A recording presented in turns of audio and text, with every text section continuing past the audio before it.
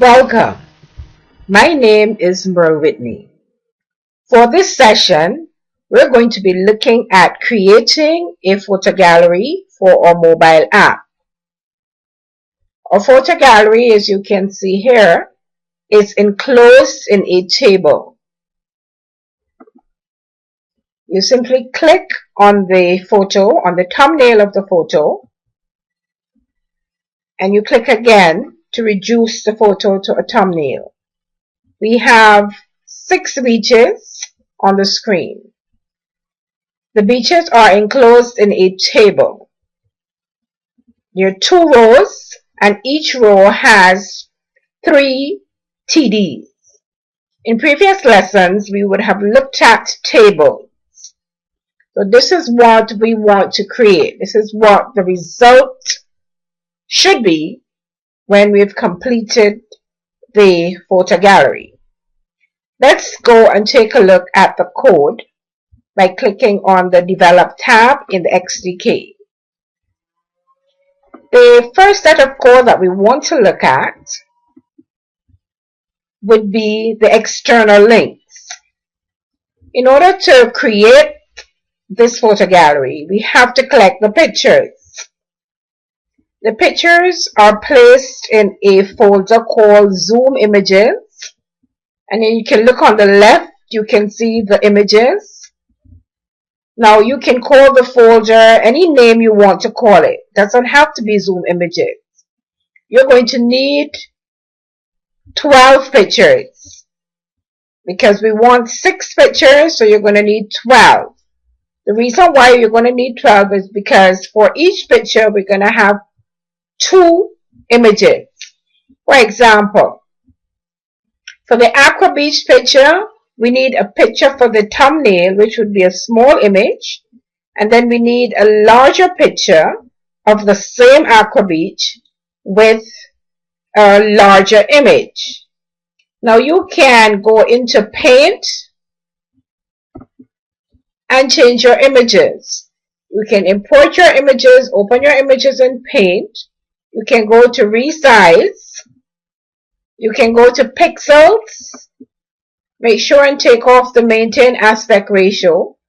And our larger picture here is 250 by 200.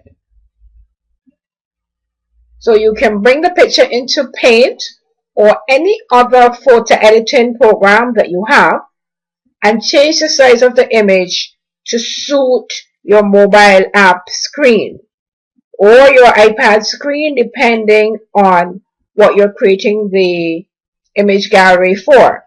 Now let's go back to the XDK. I want to look at the different files and folders that we need in the XDK to make the photo gallery work. Now you would remember in previous lessons, we talked about external CSS and internal CSS.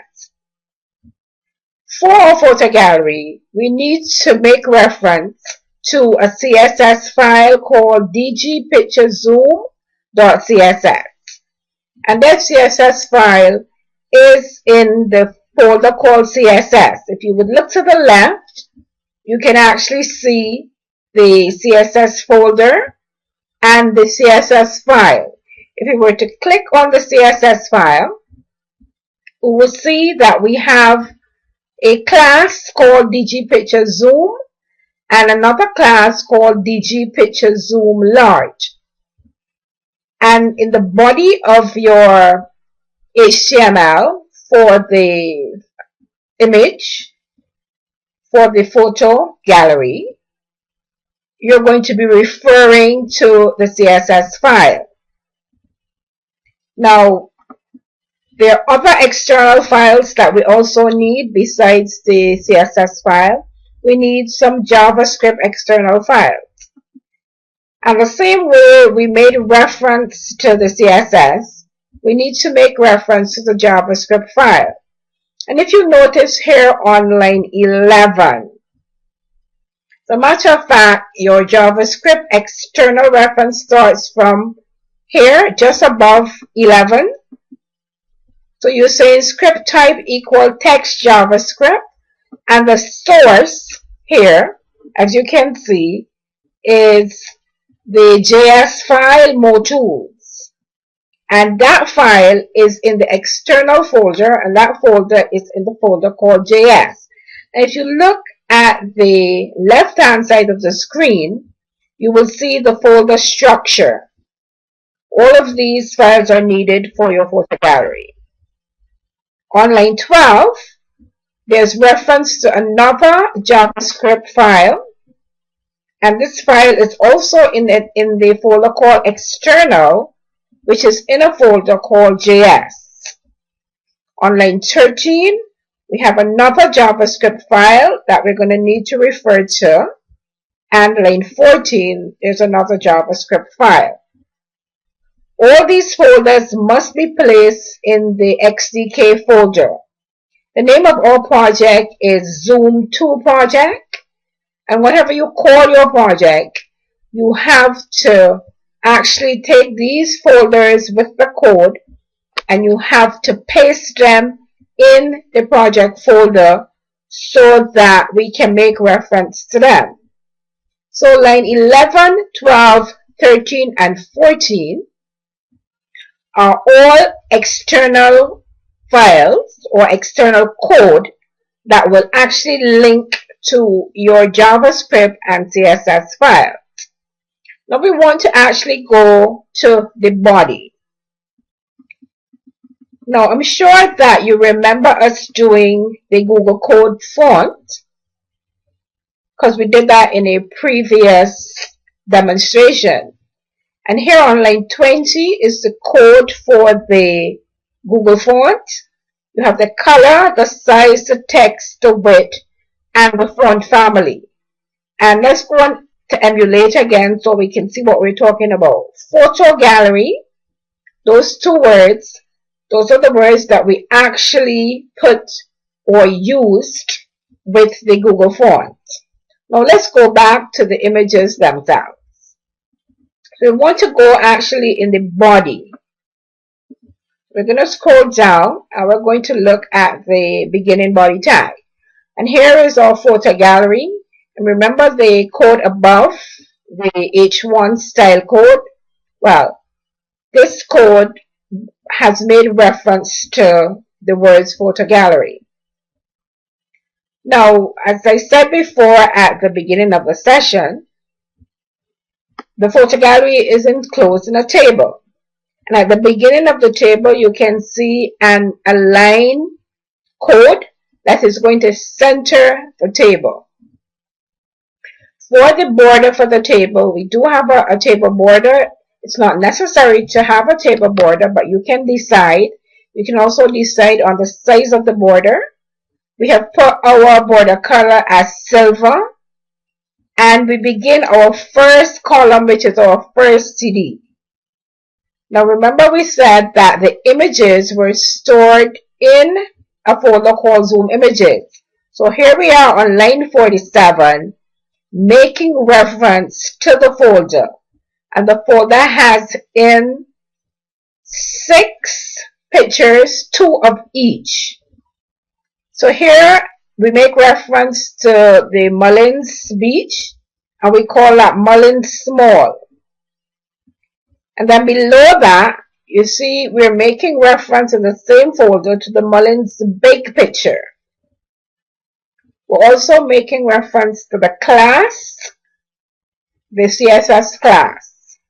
We have also in the first picture a title and an alt, so that when the user puts the cursor or puts their finger over the Mullins Beach, you will actually see the words Mullins Beach. Then in the second column, we have another picture following the very same rules. You have the Aqua Beach Small and Aqua Beach Big, and you're making reference to those two. So if, for example, you're going to put 3 pictures in your photo gallery, you need to remember that in the Zoom Images folder over here on the left, you have to have those pictures. You would have had to go to Paint or whatever program you're going to need to change the size of the pictures, change them, and then save them in the Zoom Images folder, which will be in your XDK folder. And the name of our XDK folder here is Zoom 2 Project. Now let's go back and emulate and look at some of the things. For the table, we have a border, and you can see that the border is silver. Let's go back out and look at the code for that. Here, border color silver, and the width again, or the size of the border is 5. It's emulated again. You see, when you put your cursor or your finger over the picture, you can actually see the words Mullen Beach. Let's go back in the code, and there is the code for that. Title equal Mullins Beach, alt equal Mullins Beach. And you'd remember from our past videos that we put both title and alt because some browsers will not read title, and if they don't read title, they will actually read alt. So we put the two of them in the code. And that's really all you need for your picture viewer or your photo gallery. Again, let me remind you, you need to have the necessary folders.